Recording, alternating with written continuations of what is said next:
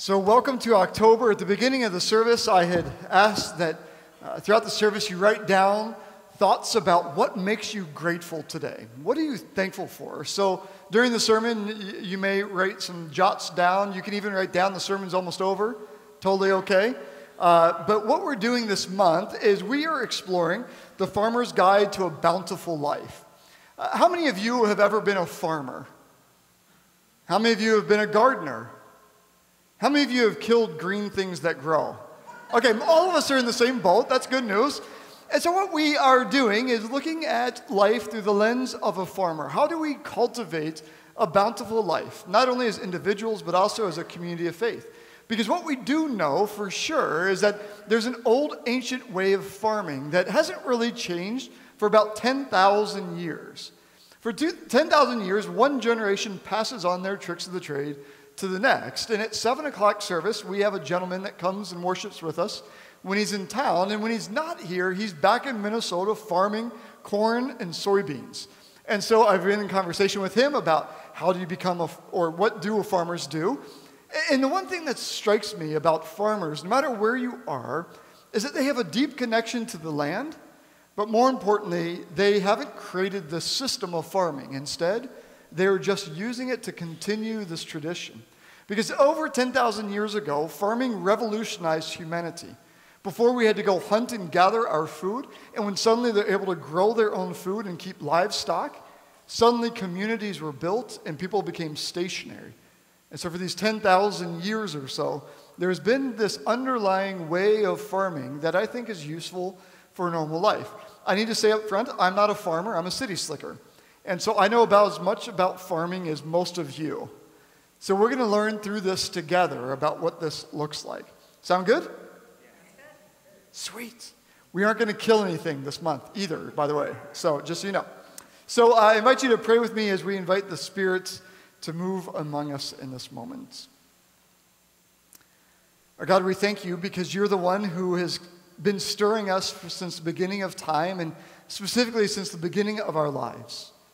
That we might be a people that long for you, that live these full and beautiful lives that bless this world.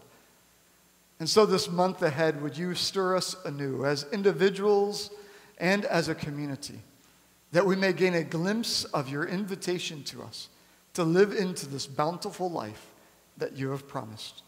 For the name of Jesus, our Christ, that we ask. Amen.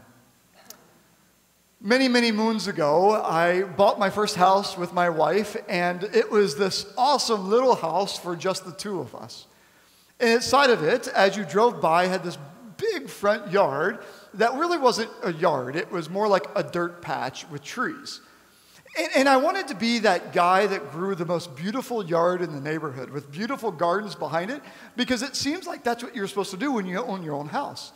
And so I went about beginning the process of trying to get grass to grow. And as I did, one of my neighbors came out, and he labeled this yard Failure to Thrive, FTT. Because I wasn't the first homeowner that tried to get grass to grow on this bare spot of land. And I said to him, I know what I'm doing. And so I went out and I scattered a bunch of seed. And then I watered it and had the sprinkler that went back and forth. And suddenly the seed started sprouting and started growing. And I thought, this is amazing.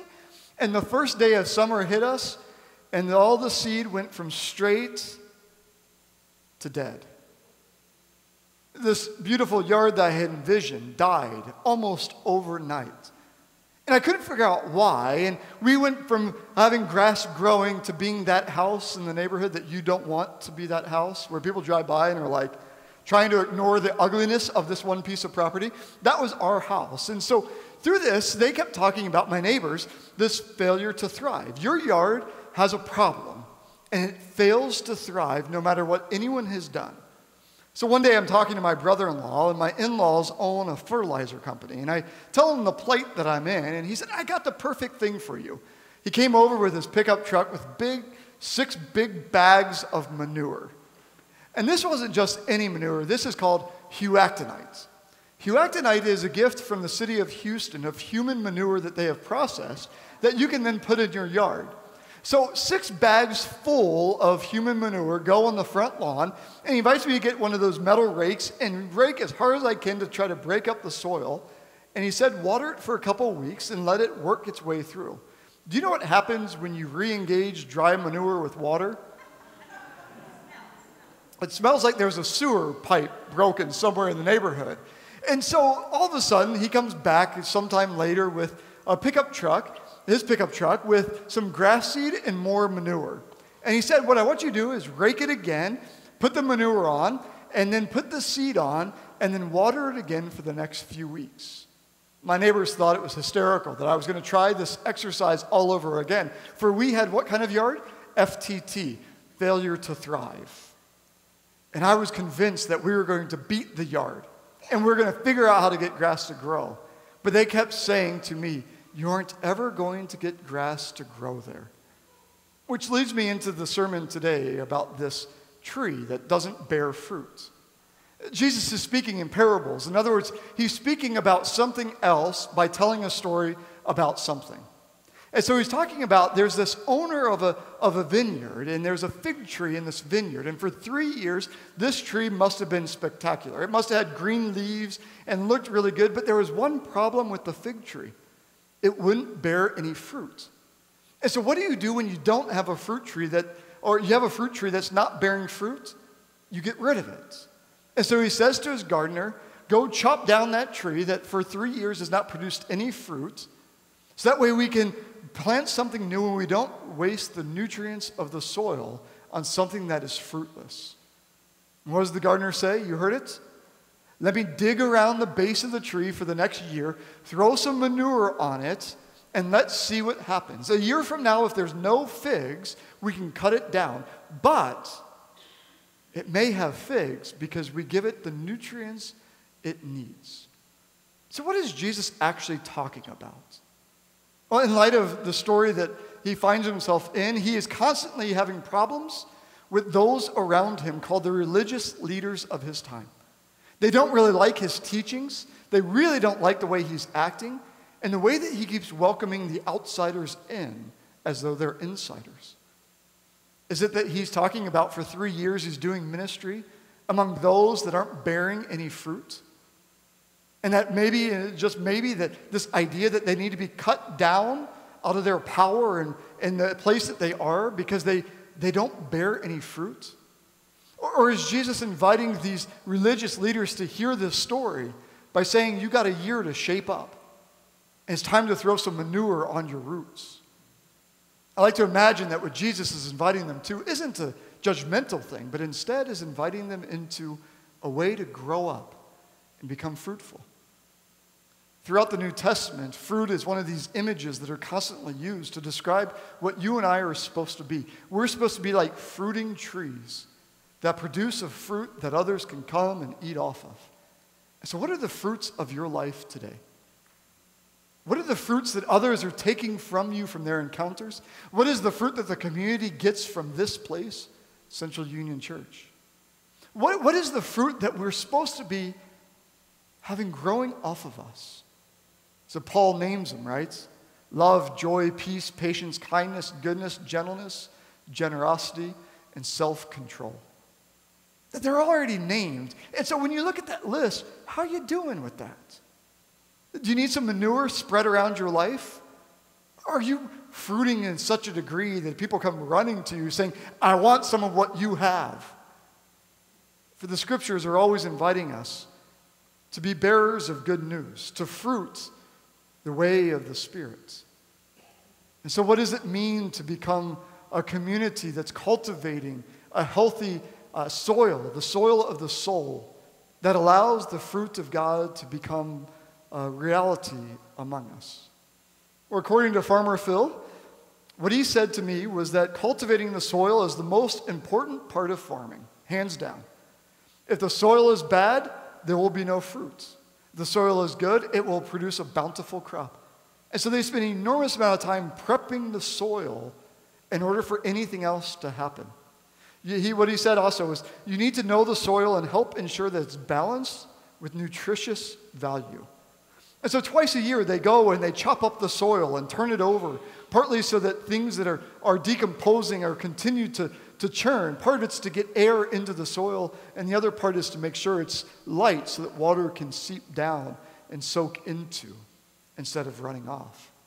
And what he said was about the soil is the best thing that you can put on it is natural organic material. What he uses is turkey manure to grow corn and soybeans.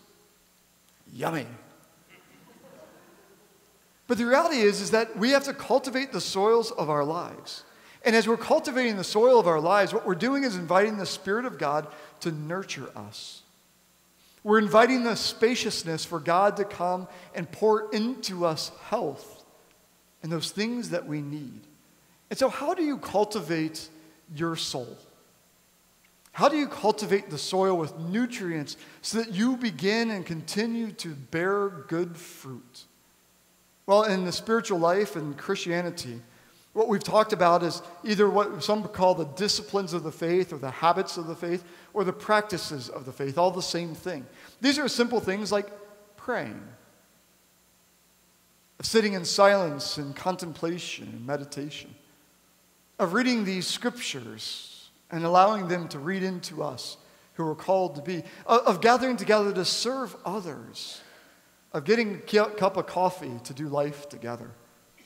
That what we are called to do is to cultivate the habits that we do every day of our lives instead of just showing up once in a while to church.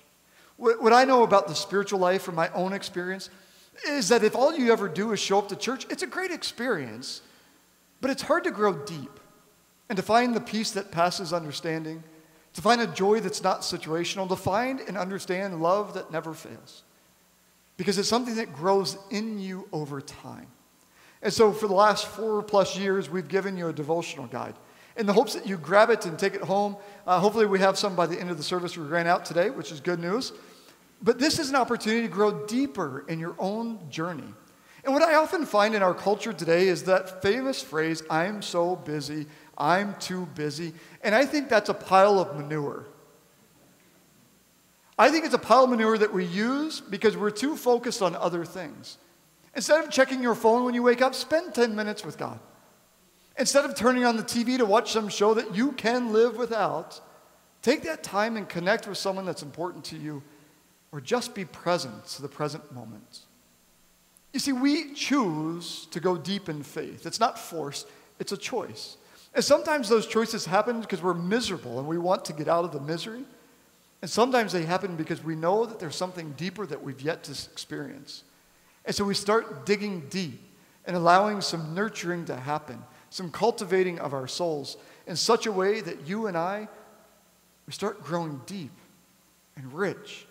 And the fruit of our lives becomes something that others can see and taste and see that our God is good. So Jesus in this parable invites the hearers that's gathered around to imagine that, what do we do about this? What if we took the next year to go deep in this faith, to allow these nutrients to pour into our souls and nurture us so that we can grow up and grow fruitful? What would it look like for you if you committed just for 7 days to take 10 minutes a day and pray for every person that pops into your brain?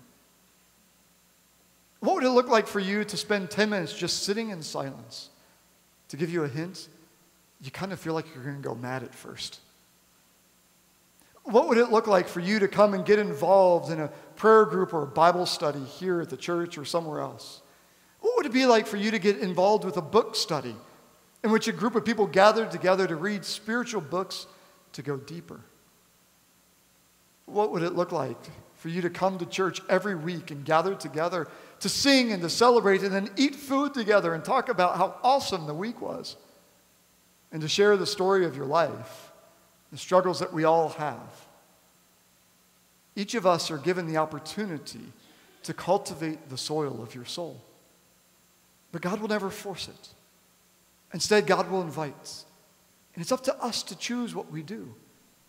In our home, we have a room that I call, for me, a sacred space. It's where I most often write sermons. It's where I write devotional guides. It's where I meditate and pray. It's where I read the scriptures. It's where I talk to my wife about the important things of our family and our lives. And it's in that space that I know it's sacred because it's where I meet with God. Is it the only place I can meet God? Of course not. But for me, that's a sacred space. What are the sacred spaces in your lives? I know people that commute talk about that their sacred space is their car. I don't know how that can be sacred in traffic, but God bless you for those that you are. To me, that's a pile of manure dealing with traffic. But finding a space to allow the Spirit to come and to nurture and to help reshape the soil of your soul by filling it with all the goodness of God. Turning off the TV and the news for a while and just dwelling in the present moment of gratitude. That's what we're invited to do in cultivating the soil of the soul. That's how you start growing deep and finding the wonder of God all around you. At the beginning of the sermon, I shared the story of this beautiful yard that began to grow. My brother-in-law was awesome at making sure the nutrients were back in the soil, that the soil was loosened up enough that the seeds would actually take root. And that first heat wave came, and my neighbors, they just smiled and said, "It's not going to work. It's failure to thrive yard." And the seed took. And it was the greenest yard on the block. They came and asked, "What did you do?" And I said, "I put manure on it and worked a little bit." And I like to believe that on that yard was a sign that simply said, "Yard of the month." Because who doesn't want that, right? And since that time, I've never had a nice yard again. It is a lot of work to be a farmer. And I wasn't even farming crops. It was just grass. But the reality for all of us is that this spiritual life is a lot of work. It's good work. It's soul shaping. It is freeing work. But it is work. But the gift of this work is that we find all that we've ever been looking for. And so today I invite you to allow the spaciousness of soul and inviting the Spirit to come and stir you anew. Turn over the soil of the soul and allow you to begin to continue to grow and be fruitful. And in your fruit, bless those around you in our world at large. May it be so today. Amen.